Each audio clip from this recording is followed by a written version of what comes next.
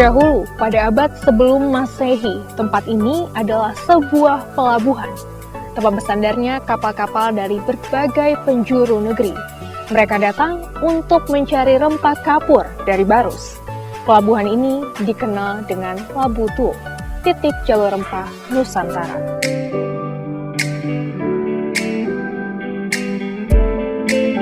Perkampungan ini bernama Labu Tuo.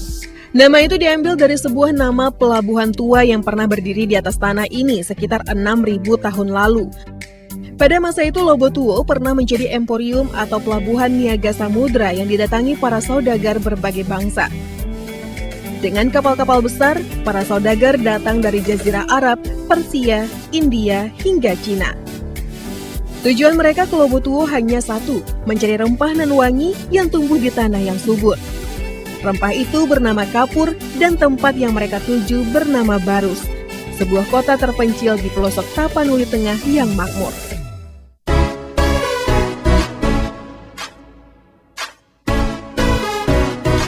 Terletak di antara perbukitan dan pesisir barat Sumatera Utara. Inilah Barus, kota kecamatan kecil di Kabupaten Tapanuli Tengah. Kota tua ini termasuk salah satu titik jalur rempah Nusantara. Mayoritas penduduk asli Barus bekerja sebagai nelayan, petani, atau berniaga. Walaupun jauh terpencil dan hanya kota yang kecil, antropolog dunia mencatat Barus adalah kota kuno termasyhur di Asia sejak abad ke-6 Masehi. Sementara sejarawan menulis pada abad 1 hingga 17 Masehi, Barus sudah menjadi kota emporium atau jalur perdagangan dunia. Sebagai jalur perdagangan, sejak abad pertama Barus tidak pernah sepi. Saudagar Arab menginjak tanah Barus di abad ke-7, sementara pengusaha Cina dari dinasti Liang berniaga ke Barus pada abad ke-6. Ini memperlihatkan Pulau Sumatera sudah masuk di dalam jaring perdagangan dunia kuno. Jaring perdagangan kuno yang memperlihatkan Pulau Sumatera dengan rempah-rempah dan emasnya bisa menjadi atau pernah menjadi magnet perdagangan dunia. Lalu apa yang dicari para saudagar ribuan tahun lalu di kota Barus? Tak lain dan tidak bukan yang mereka cari adalah rempah wangi bernama kapur yang termasyhur. Inilah pohon kapur raksasa rimba yang tumbuh di tanah Barus yang makmur. Tinggi pohon kapur bisa mencapai 60 meter, sementara usianya bisa mencapai 1 abad. Pertama kalau kita lihat dari segi keanekaragaman hayati, bahwa jenis Drobelus aromatica ini kan endemik di pantai barat Sumatera. Jadi walaupun juga ditemukan beberapa populasi yang ada di Kalimantan, itu menunjukkan bahwa Kalimantan dan Semenanjung Malaysia itu menunjukkan bahwa jenis ini adalah milik kita gitu ya. Pohon kapur ini sangat istimewa, dari dalam batangnya yang kokoh tersimpan cairan kental yang apabila dikeringkan menjadi kristal putih yang wangi. Kristal itulah yang kemudian dinamakan kamper atau kapur Barus. Berkat pohon inilah Barus pernah menjadi bandar dagang pengekspor hasil kapur terbesar yang diminati pasar dunia. Dan berkat pohon ini juga jalur rempah Nusantara dari Barus pun tercipta.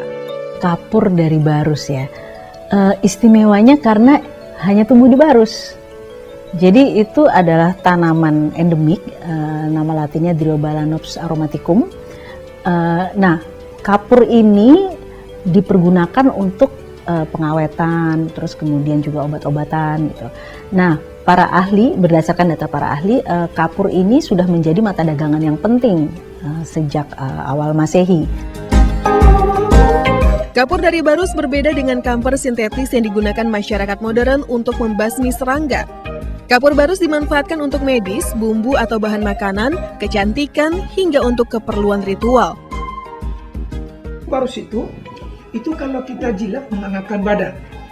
Kalau diminum secara porsi yang bagus, debit yang bagus, itu bisa menyembuhkan penyakit peptic ulcer dan duodenal colitis, yaitu usus besar dan usus halus.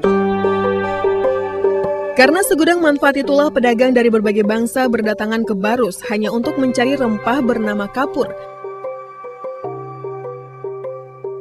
Jika dahulu rempah kapur melimpah di Tanah Barus, kini rempah wangi itu tak ubah barang langka.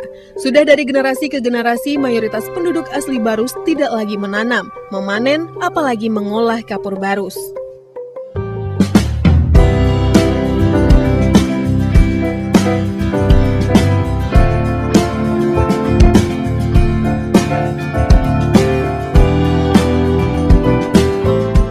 Tidak mudah mencari pohon kapur bahkan di Barus tempatnya berasal. Lembaga Konservasi Dunia bahkan mengkategorikan pohon kapur sebagai tanaman langka yang terancam punah. Di Tapanuli Tengah, salah satu petani yang memiliki pohon kapur Barus bernama Jalungun Silaban di Desa Siordang, Kecamatan Sirandaru. Ia mengaku memiliki 7 pohon Barus berusia dewasa.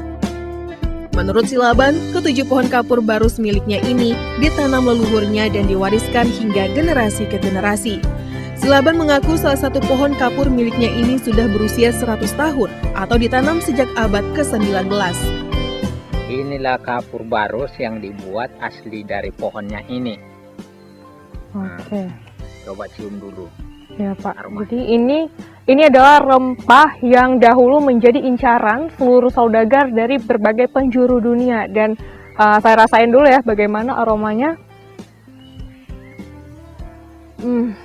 Luar biasa, ini benar-benar khas sekali harumnya dari pepohonan langsung ya, dibanding dengan kamper yang biasa terjual di pasaran saat ini.